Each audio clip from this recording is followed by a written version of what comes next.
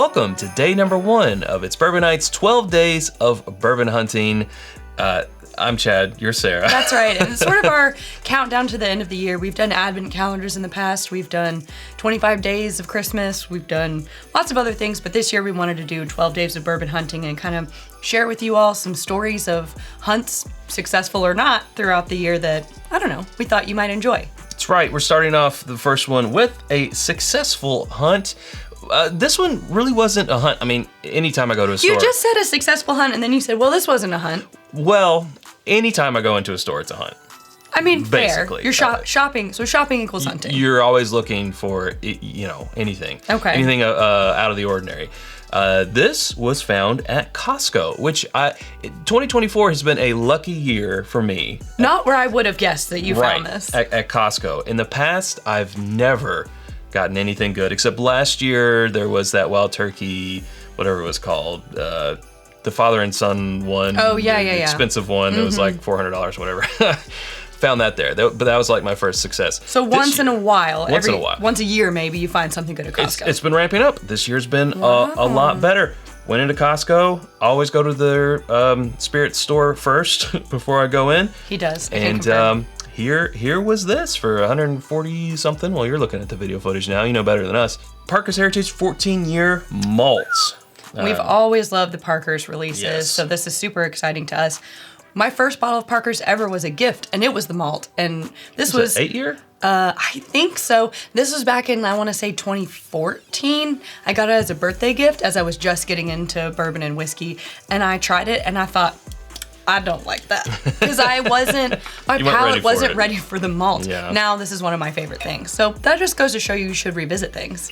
And you're noticing I'm not pouring from this bottle because we were also sent a media sample.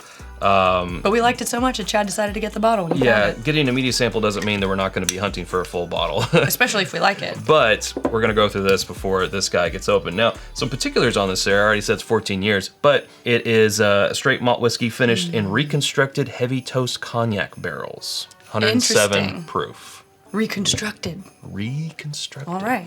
I do like the cognac finish. Reconstructed. Transformers.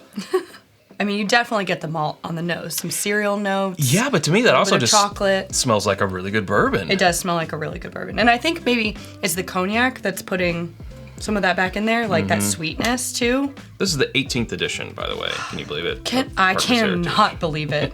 Yeah, it's got some like sweet, syrupy, ripe fruit notes, a little bit of toast, and those malty cereal, not in a youthful way, just like cereal notes. It's got a silky, buttery type of nose to it too.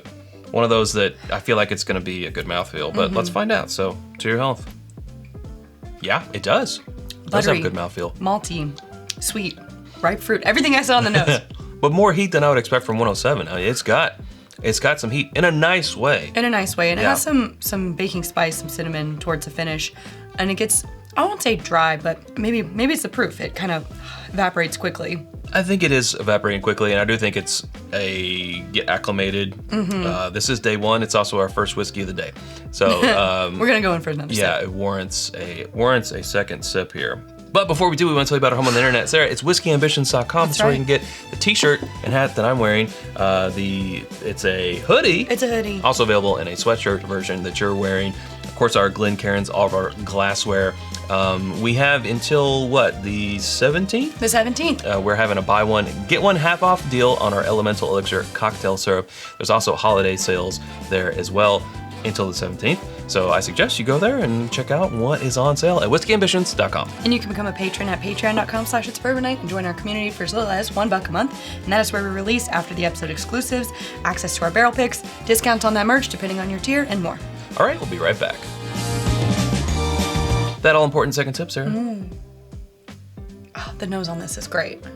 Yeah, I'm getting more actual butter flavor. Really? If that's kind of weird to say, but... Second sip, I feel like I'm getting more barrel notes. So oaky, a little bit of char, that toasty note. Oh, definitely the toasty note, yeah. It's just a really good mouthfeel. It does have some, butteriness up front, and then it kind of dries up towards the finish. I so enjoy this. This is really nice. For me, the oak is more on the finish. That's where it's really starting to come into full effect for me. I feel like the spice, sort of that black pepper spice, is staying more on the palate than it is sort of warming up the chest. I'm getting a little bit of a hug here, but it's really more staying on the palate as it sort of quickly evaporates, or at least changes from that full-bodied spice to just sort of more in the background. But I really It's so cozy, it's like so this. toasty. I mean, to be fair, I haven't encountered a Parker's release that I didn't like, with the exception of the orange curacao finish, and that's just because I don't like orange curacao finishes. Same. But when we think about it, you know, let's take, in terms of hunting this bottle, picking it up for whatever you said, 140-ish, let's kind of put our bourbon thinking caps on it and use our math standard for the industry. We say that we expect to see roughly $10 per year. And I think that was established by this distillery, Heaven Hill. And that's not always going to be the case, and it's not Nor always should it going to be. be worth it.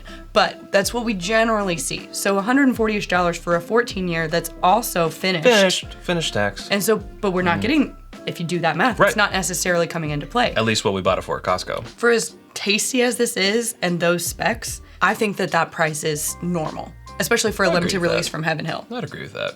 Let me read you a little bit of the marketing speak here on this book of a neck tag. Read it. Well, it talks about Parker first, or of course, as always, some sales or profits from this bottle goes to the ALS Foundation. Well, that's another thing. Like, in terms of if we're talking about the cost of the bottle, Oh, right. the fact that some of Some those of it profits gets are going to charity, Donated. That's correct. Yeah. it's becoming more value-centric by the minute. Yeah. So it was 2010 when Parker was diagnosed with ALS, and then January of 2017 is when he passed away. But this is the 18th edition. As we said, it's the 14-year malt, aged in the upper floors of Rickhouse O and Q. O and Q. Q. Yeah, I thought this can taste it. Yeah, me too. That's made up, I don't know. Then barrels that previously held cognac were reconstructed to include a handful of new heavy toast staves. The malt whiskey was then rebarreled in the reconstructed barrels and aged for almost 4 months. So there we go. Ooh, That's okay. more information.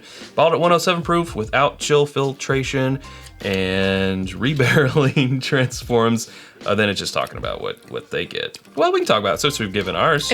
I like this a lot. Yep, continue. Earthy, herbal characteristics into complex notes of molasses, dark chocolate, and dried summer fruit. I definitely get the fruit. Yeah. I don't really get a chocolate note on this I one got a little syrupy. particularly. Maybe on the back end, on the finish, there's Well, I like think sort of that's a that cocoa. malty, you know, I Yeah. said it's like malty cereal grains and chocolate notes. Mainly on the nose, but I mean, hey, I won't say no to a chocolate note. I do like a good chocolate Well, my plan note, was not to finish this glass, but but here we are. 'tis the season. Would it be the first day of 12 Days of Bourbon Hunting if we didn't finish this glass? I guess, not. but Maybe. no, I don't know. I guess we'll set. Apparently not. Well, stay tuned tomorrow to see if the trend continues. Yeah, there we go. Well, hey, that's where we're going to leave it. If you haven't subscribed to this rating, do so by clicking right up here. There's suggestions of other videos down here, and we hope to see you over there in one of those. Thanks, Sarah. Thanks, Chad. Okay, until tomorrow, drink more bourbon or malt.